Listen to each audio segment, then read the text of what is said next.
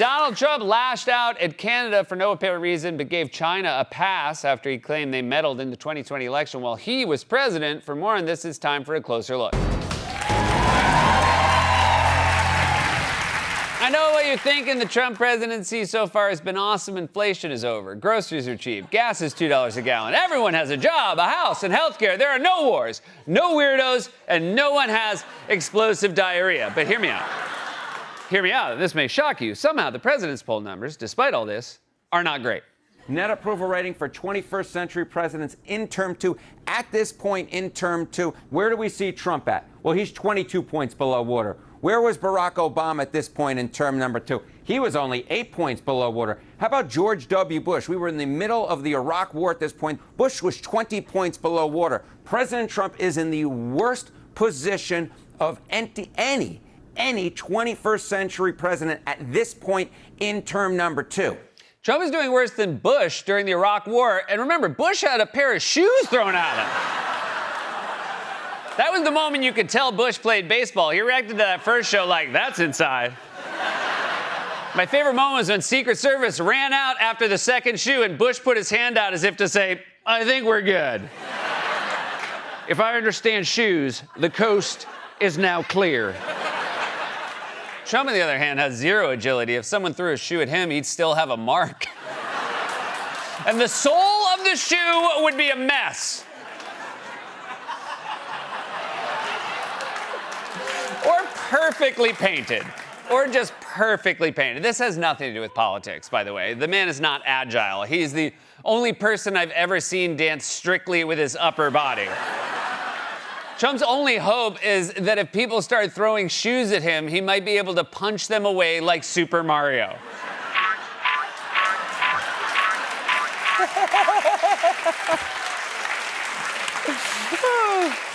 That really tickled me. I'm very rarely genuinely tickled by the graphics. That came back to me, I was giggling like a schoolgirl.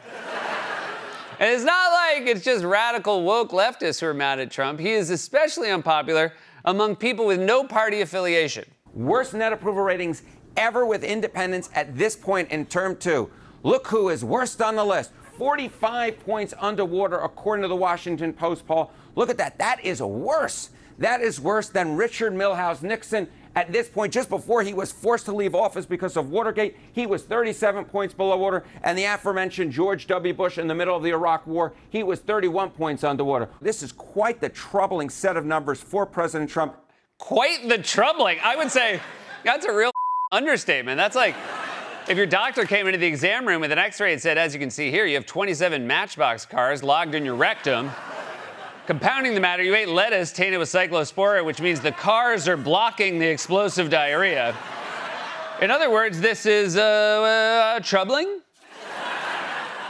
So the president's poll numbers are bad, which is why he addressed the nation in primetime last week and unveiled his detailed plan for lowering prices, ending the war, expanding healthcare, and I'm just with you. It was about an election he lost. Let me check to see if I have the time right. 6 years ago. Over a period of years, starting during the 2020 election cycle, the People's Republic of China carried out what is believed to be the largest compromise of election data in history, resulting in China's illicit acquisition of 220 million U.S. voter files.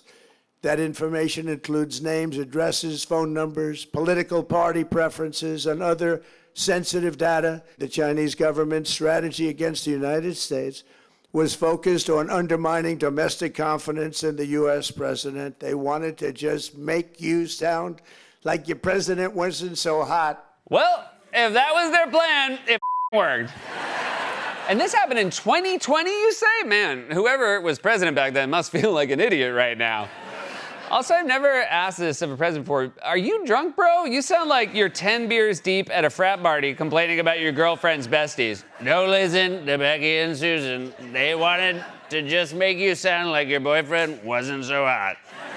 Just because I came to the Halloween party dressed like a garbage man. I was gonna go as Beetlejuice, but I ran out of makeup.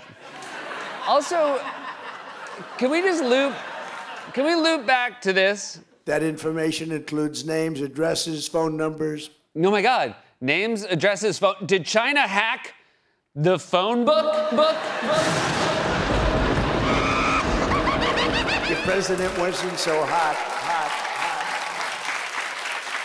Seriously, dude, they used to send that information out to everyone's house, whether you wanted it or not. Even worse, China has illicitly obtained information regarding what time and channel our sitcoms are on. It's a highly classified document called the TV Guide. By the way, you want to know how much the Trump era has aged me? I was on the cover of TV Guide once, and this is what I looked like. That's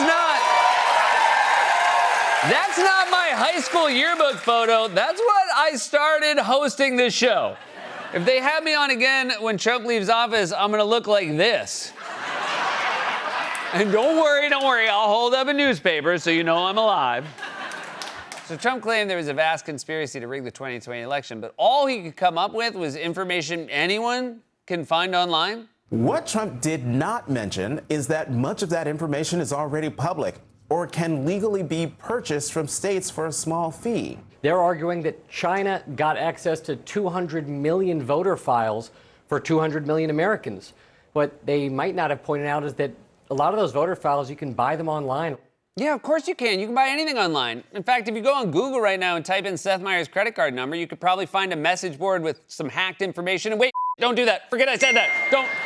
Oh, damn it. Hold on, you guys. It's a text from my bank. It says, fraud alert. We have flagged a purchase of $19 for maximum strength diarrhea pillows. Is this you? Oh, it was me. False alarm. And by the way, not only is all of that information already public, but Trump's own team of cranks and nut jobs admitted after the speech there was still no proof of widespread election fraud. You acknowledge that there were no votes changed in 2020. All I can acknowledge is what the intelligence shows, right? I only know the intelligence community has zero evidence that someone has flipped, that a foreign power flipped a vote in 2020, 22, or 24. And so the 2020 election was, in fact, the results as we, the American public. I'm still researching, so let me. This is the first. But there's no intelligence. Not You've yet. been on Yeah, this. he's gotta go. There is no. As a general rule, you're rarely on the right side of history when you're walking backwards. No, you can trust me, bro. You can trust me. Bro, you can trust me. Also, still researching? It was 6 years ago, buddy. You have every tool available to you, thanks to your boss running the federal government. What's the holdup? You also doing research on other historic events? Thanks to my research, we were finally able to rule out poison as the cause of death in the Lincoln assassination. You guys, that's a good joke. That's a good joke. I know you didn't like it, but you're gonna go home. That's a good joke.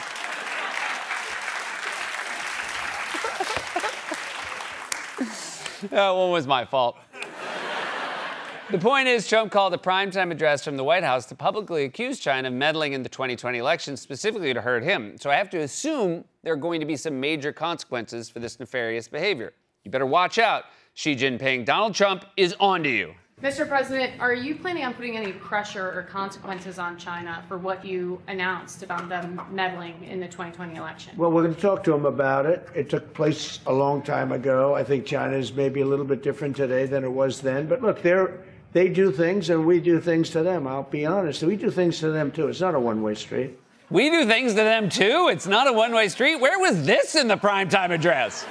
This is good TV. You tell us how they with you, then you tell us how you with them. The back and forth, that's what they want. No one would watch a show called The Real Housewife. You're the one who called the primetime address to talk about this. I thought the whole point was to lay out the evidence that someone meddled in the election you lost, and now you're saying you don't care. This is like Barack Obama had called the primetime address and said, tonight I can report the United States has conducted an operation that found Osama bin Laden and told him, no harm, no foul. A long time ago. So Trump decided to take it easy on China. That's because he's got bigger fish to fry, more nefarious enemies like Russia or Saudi Arabia, or hold on, I'm getting a bad feeling about the next word I'm about to read. Canada. The Trump administration is imposing a new round of tariffs on Canada. The 50% tariffs would cover some $20 billion worth of Canadian imports on goods ranging from cement to hockey sticks. Hockey sticks. So you're just a total dick. You might as well slap a tariff on Molson, maple syrup, and the concept of apologizing. That is such an insult to Canada. It's like Canada imposing a tariff on something that's quintessentially American, like, I don't know, gambling or crypto, or gambling on crypto while you sit in the toilet because you made the mistake of thinking it was safe to eat lettuce from Taco Bell. That's gambling. Seriously, where is this animosity toward one of our closest allies and neighbors coming from? Canada's been very, very tough on us over the years, for many years, and no other president's done anything about it. I told him, you got to stop these fires from coming in and, poisoning our air. Our air's been poisoned. Sometimes I forget he doesn't know how anything works.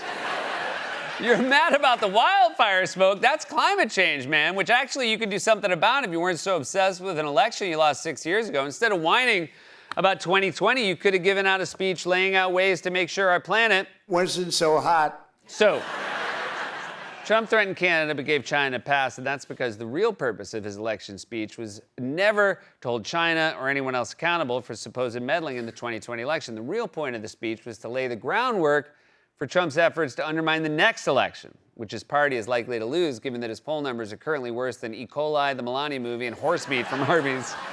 I'm just kidding. Arby's does not use horse meat. It's possum meat, and their supplier is RFK Jr. The possum piler is my favorite midnight snack because it increases your sperm count by 50%.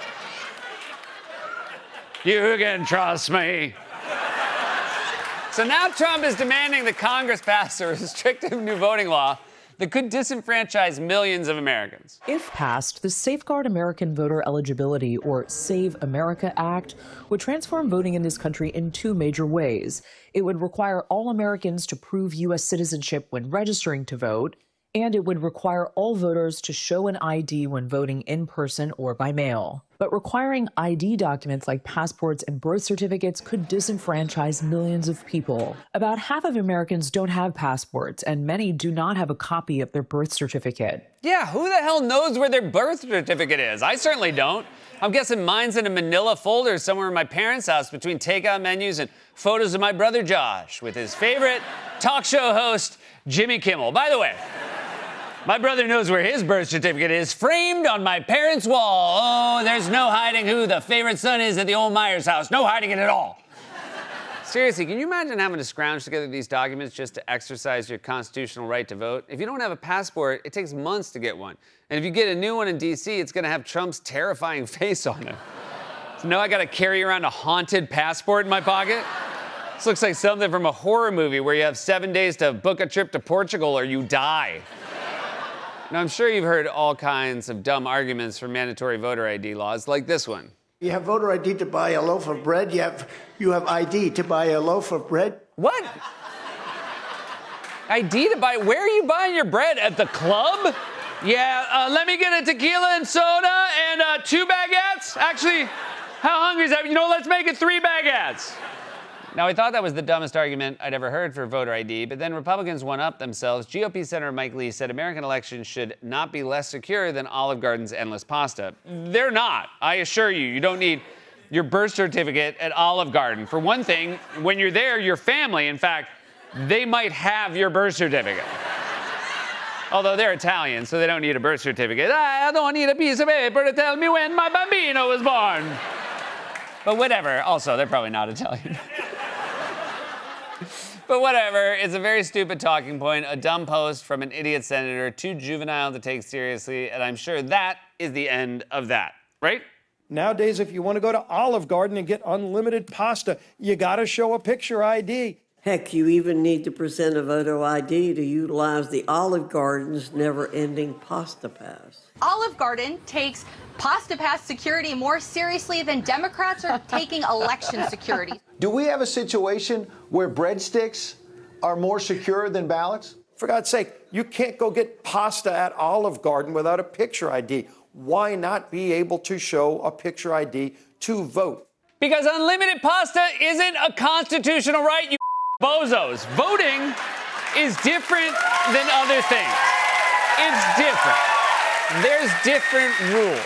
It's why the State Fair teacups have a sign that says you must be this tall to ride and polling places don't.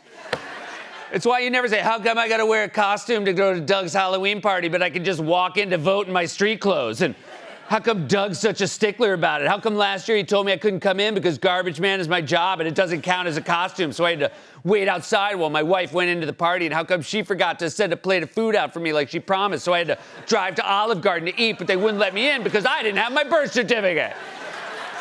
The president's poll numbers are the lowest on record, and the reason is simple. He spent the entire campaign claiming he'd end wars and bring down prices, and he's done the opposite. Meanwhile, he's still whining about an election he lost 6 years ago because his brain, much like our air, has been poisoned. This has been A Closer Look.